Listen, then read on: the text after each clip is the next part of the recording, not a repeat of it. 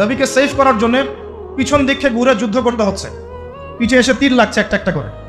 এগুলো আমরা জাস্ট বলতে পারি, আপনারা শুনতে পারেন, কেউ উপলব্ধি কেউ করতে পারবো না।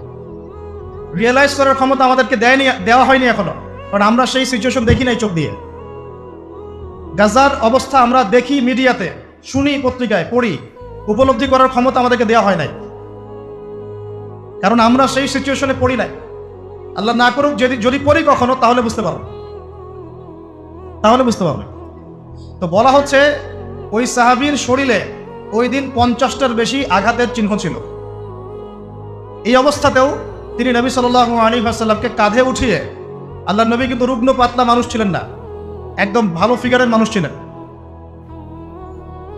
ওইটা আরেকটা আলোচনা, ওইটা পরে করবো ইনশাআল্লাহ অন্য একদিন। এই মানুষটাকে তিনি কাঁধে উঠিয়ে উহুদ পাহাড়ের উপর উঠেছেন, তালহা রাদিয়াল্লাহু আনহু। আর আল্লাহ নবী